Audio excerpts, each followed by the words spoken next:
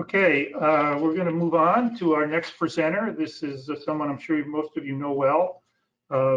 It's Kara Foley. She's going to be speaking on overview of recent aquatic plant monitoring and management activities at Chautauqua Lake, New York. A little bit about her.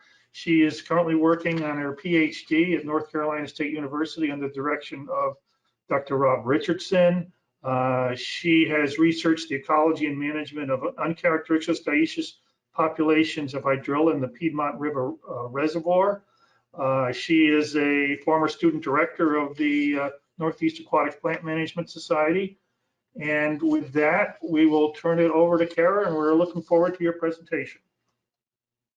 Thank you. Thank you for that introduction, Greg. Can everyone hear me okay? I'll take that as a yes. We have you, Kara. Thank you. Again, my name is Kara Foley, and I'm a graduate student at North Carolina State University.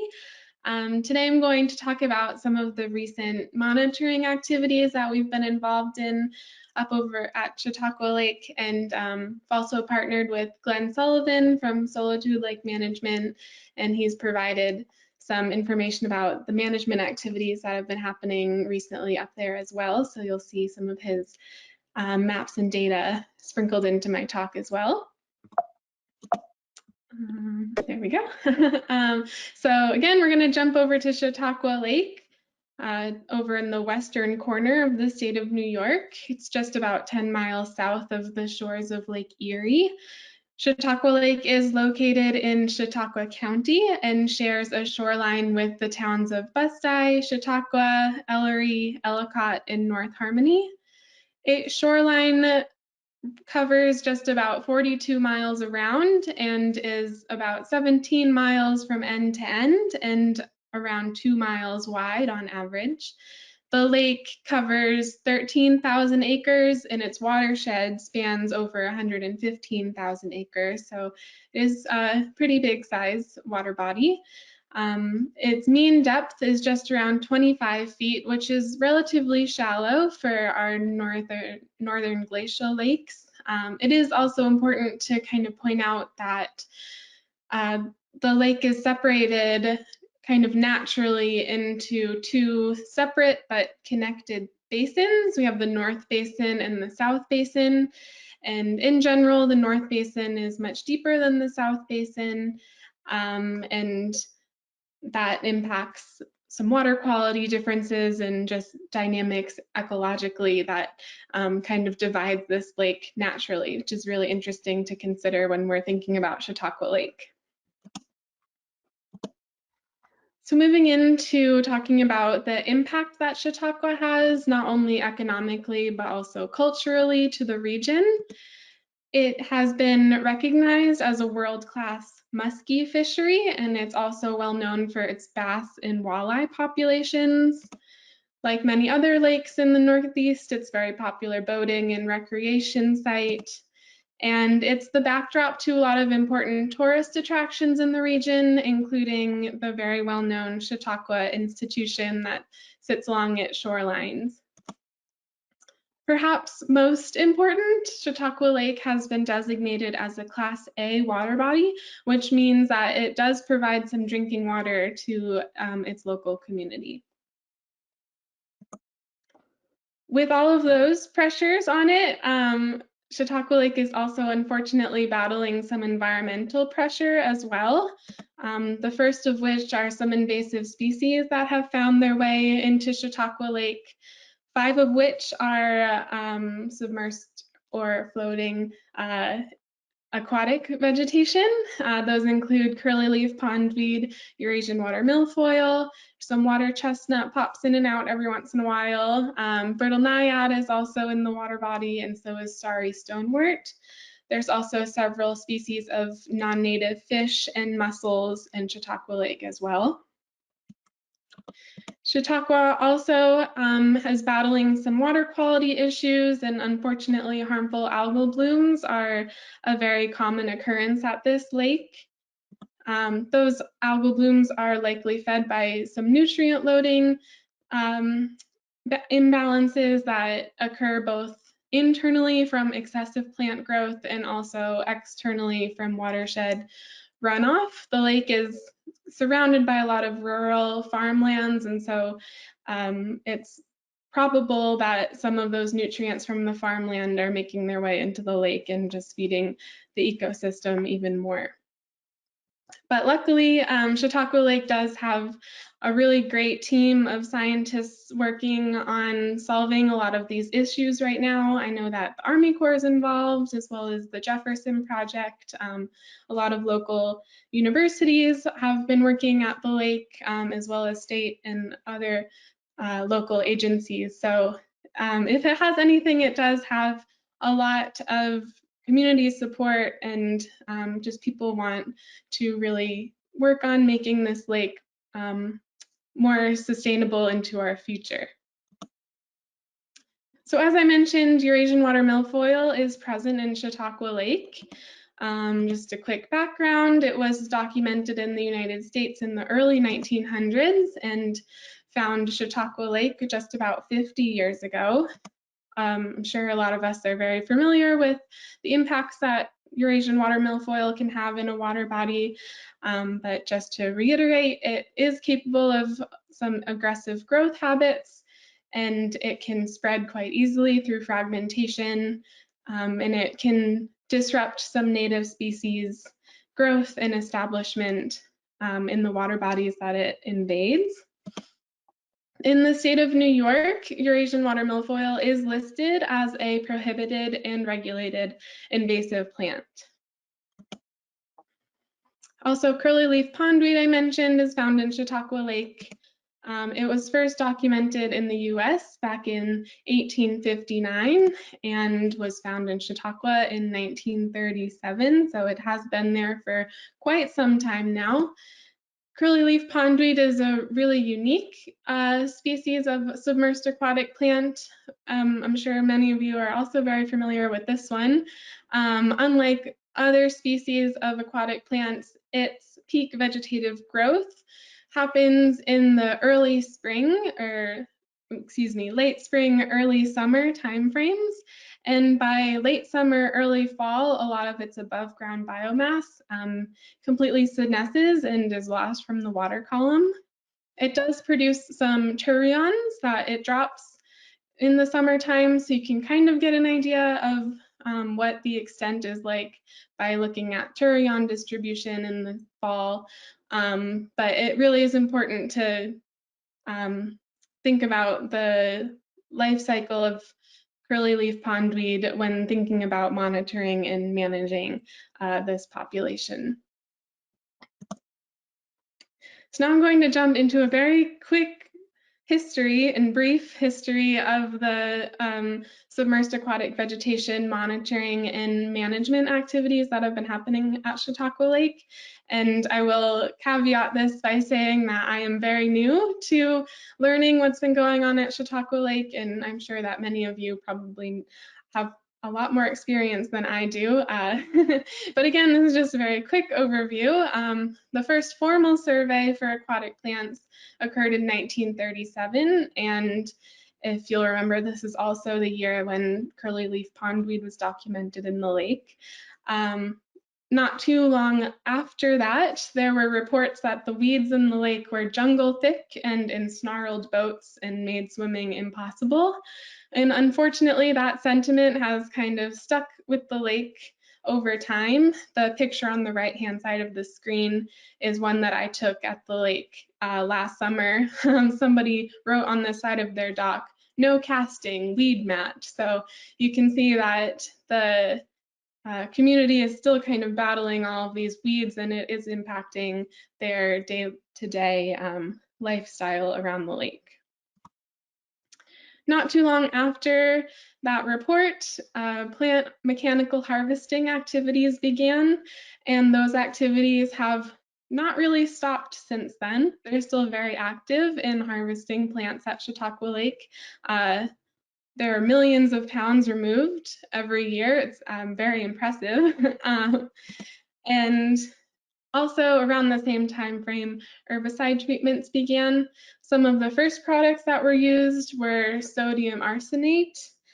which is not one that we use today anymore, but most recently products like Diquat and Aquathol and Percelicor have been applied to the water.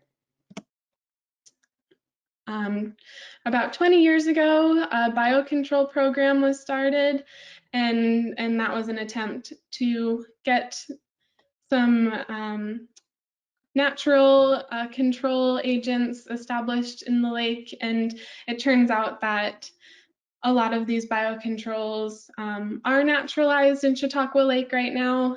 Bob Johnson and his group have been doing a really good job of documenting these, and they have been responsible for controlling some aquatic plants over time, but still there is an excessive amount of submersed weeds in the lake, and in 2016 herbicide treatments restarted to kind of help out the situation. And now we get to 2020. That's the first year that NC State was involved in conducting some work up at Chautauqua Lake. This was an opportunity for us to kind of come in as a third-party, non-biased opinion and see what there is to see and document and share that with the community in hopes that we can make some differences in terms of management decisions in the future. But before we jump into our survey results, I also wanted to mention that in 2020, some herbicide treatments were applied. Again, these were organized and planned by Solitude Lake Management. And in 2020, there was a treatment that targeted Eurasian water milfoil. Originally, there were quite a few proposed treatment zones at the lake. You can see those in these maps in the purple and orange polygons that are highlighted. And then after review by the New York DEC, just about 57 acres were approved for treatment, and the biggest treatment plot was down here in the South Basin. That took up just about 60 acres of the shoreline. This is just a little bit more information about that herbicide treatment. It occurred in June of 2020, and it spanned about 86 acres. I hope I didn't mess that up in the last slide. I'm sorry if I did. And the product that was used was Percelicor. This was the first use of Percelicor at Chautauqua Lake. And Princeton Hydro came in and did a great job of monitoring this treatment. You can see their data presented on the left-hand side of the screen right now. This graph shows biomass of submersed aquatic plants on the y-axis, and then the sampling time point on the x-axis. We can see pre-treatment, the native plants, which are represented in blue, were fairly dense in both the treatment and non-treatment zones. And the Eurasian water milfoil, which is represented in orange, were quite comparable to the native species. And then we see the curly leaf pondweed, which is the gray bar, really dominating both the treatment and non-treatment zones. 6 weeks after treatment, Princeton Hydro came back and monitored those same sites and found that native species were still thriving and expanding in the treatment zones, and Eurasian water milfoil had declined in the treatment zone and potentially declined in the non-treatment zone as well, but it didn't have quite the same amount of Eurasian water milfoil to begin with, so that is something to keep in mind. And then of course that curly leaf pondweed biomass, which we discussed earlier, naturally senesces by this time of year anyway, so it's not a surprise that that species declined in both the treatment and non-treatment zones at this sampling time. All right, so now we can move into our involvement.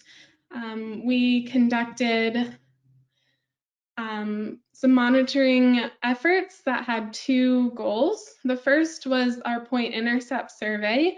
We conducted a survey both in the fall time points, and we did one in the spring of 2021 as well.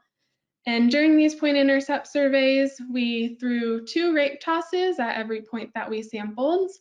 And with the material that came up on the rake, we gave that a density rating of either there are no plants or some plants, or there's dense plants. And then we took that material and we separated it out by species so we could get a species-specific relative abundance estimate for each sample site. While we were doing this point intercept survey, we were also concurrently collecting biovolume data through sonar tracks that we recorded from our boat. And these sonar readings were happening both at and between all of our surveyed points, so we could get an interpolated idea of what the plant beds looked like even when we weren't physically collecting data with our rakes. Now I'm going to move into maps of our results. Again, we did 3 different surveys. We started in fall of 2020. And this map that you see here is all of the points that we visited along the lake's shoreline. The colors of the points represent the total rake abundance that we retrieved at those sites. And the red points are areas where there were dense plant growth, and the blue and green points are where we found little to no plant growth. Of our 1,000 points that we proposed and we were hoping to get to at the lake, we were able to sample 980 of them. And of those 980 points, we found vegetation at 88% of the points. So again, this is a system that is very much dominated by aquatic plants throughout the littoral zone. Of the 88% of sites that contain vegetation, 36% of those were a moderate rake. So very dense plant growth for the majority of the lake's shoreline. This is a map of that biovolume data that we collected along the shoreline. Again, it kind of mimics what we were finding with our rakes. Some dense plant growth there in the northern end of the North Basin and along its shoreline, and some moderate growth in the South Basin. And we were specifically interested in this outlet area, which at this time was also covered with a moderate amount of plant growth. I know that this table is kind of hard to read, but it's a list of all of the species that we recorded at the lake in fall 2020. You can see up at the top here, Eurasian water milfoil was the dominant species that we found at 58% of the sampled points, and not too far behind it was coontail, which we found at 55% of points, and also water stargrass, which was present at 46% of points. So again, in the fall, Eurasian water milfoil is definitely the most widespread species at Chautauqua Lake. I wish I could go into the details a little bit further, but I just don't have the time today. But anyway, with that, we could also pull out the data. We could pull out the milfoil data from our native species data to get an idea of where those milfoil patches really were in the lake. And again, we kind of see it intermixed up here in the North Basin, and pretty much dominating the biomass that was present in the South Basin. Again, we followed up that fall 2020 survey with a similar survey in spring of 2021. This was a little bit abbreviated, but we were really focusing on tracking the curlyleaf pondweed distribution at this survey. We were able to get to 431 points, and of those points, 82% of them had vegetation. It's important to note that this survey was done at the very end of April, so at the very very beginning of the growing season. So you can kind of imagine that early in the season, 82% of points with vegetation is quite a bit for the northeastern lakes up there. So I'm really glad that we were able to capture that with this spring survey. Here's again a map of that biovolume data that we collected during the spring. You can see some dense growth out here, down here in the outlet, and then kind of in the central portion of the lake as well. This is the list of species that we found during our spring survey. It was not a surprise that this curly leaf pondweed was at 61% of our surveyed points, and not too far behind it was Eurasian water milfoil at 40% of our points. All of the other species were native plants, but as you can see, they were in low abundance at the survey time, which makes sense because, again, this was a very early season survey. One thing that I'm interested in learning more about is how this dense growth of curly leaf pondweed in the beginning of the growing season is impacting some of these native plants further along in the growing season, and what that means in terms of establishment and distribution of the native plants.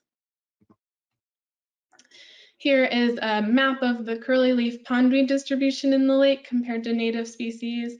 And again, it's another way of visualizing that the curly leaf pondweed was definitely dominating, especially in that outlet region of the lake.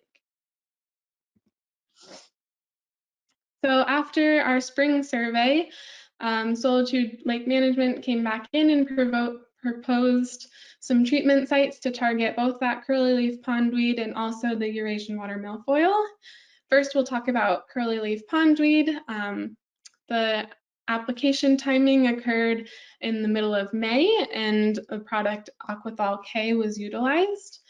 A proposed 413 acres was delineated around the water body, and again focusing in this outlet area and the central region, which lines up to our survey results pretty well. Of those proposed acres, 319 of them were approved and actually treated. Similarly, about a month later in June, some herbicide treatments for the Eurasian water milfoil were completed. This time, Percellacor was used again, and of the 516 proposed acres, 37 of them were actually treated, and I was not involved in any of the management decisions and picking which areas were able to be treated and not able to be treated, but I know that a lot of consideration was put forth for the native plants and so forth. But of the 37 acres that were treated, we were seeing some good results, which we were able to delineate during our fall 2021 survey, which occurred in September of last year. Similarly to our fall 2020 survey, we were able to visit 987 of our points, and we found some fairly similar results. Again, 85% of our sites contain vegetation, and most of those were of moderate rake density. The mean biovolume of our survey was 35%. We saw a little, I think that our sonar unit was having a little bit of trouble with the dense plant growth at the lake during this survey time. So some of that dense vegetation wasn't really captured in our biovolume estimates, but again, we see in the outlet there are some dense patches, and then along the shorelines of the central region of the lake as well. And lastly, again, we can look at our plant species list. We see that Eurasian water milfoil was a dominant species, and other native plants such as coontail, water stargrass, and wild celery were present in large abundances as well. This time when we separated the Eurasian water milfoil from our native species at the lake, we see much more growth at the outlet area and kind of similar patterns of patches in the North Basin as well. So with our data, we were able to compare Eurasian water milfoil change between 2020 and 2021 surveys. Excuse me, this is just a really quick graph that I made a couple nights ago to show the change in mean rake density over time. We see in the treatment sites, Eurasian water milfoil declined in all of them, and when we average it overall, we did get a decline of Eurasian water milfoil growth between the two survey years. I did the same quick analysis for our native species in the treatment plots, and we did see an overall kind of no net change in the treatment sites, which was great to see. All right, I'm gonna wrap this up quickly. I know this was a lot of information coming to you at once, but hopefully with my talk, you were able to learn that Eurasian water milfoil and curly leaf pondweed are some of the most dominant species of aquatic vegetation at Chautauqua Lake right now. I'm really glad that we were able to get multiple survey timings in so we could really document that early season growth of curly leaf pondweed. And we were able to observe some of those water quality challenges that I mentioned earlier in my talk.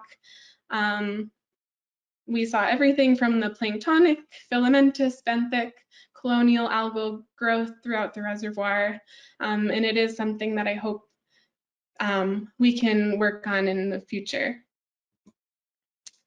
Also, we learned that although the lake has been working very hard on managing these aquatic plants, the community is very well established in this lake, and it's highly diverse. There are some really awesome plant species there, and it's really important that we can conserve all of those species as best as we can. And lastly, just a quick anecdotal thing that we observed while we were collecting this data is that the North Basin is more diverse compared to the South Basin, and that is something that I hope we can kind of work on in the future as well. These are some references that I mentioned throughout this talk, and I'll just finish up with some acknowledgements. I'd really like to thank the Chautauqua Lake Partnership and also Solitude Lake Management for working with us on this project, and could not have done any of this without our aquatic plant management group at NC State, especially with the help of Erica Haug, Andrew Howell, and Jens Beetz for helping complete this survey. It's very labor intensive, but we had a good time and we've been learning a lot. So here is my email address. I'd love to hear from any of you with more insight or experience. I'm really enjoying learning about Chautauqua Lake. So yeah, I'll leave that there. And I don't know if I have time for questions, but again, feel free to email me.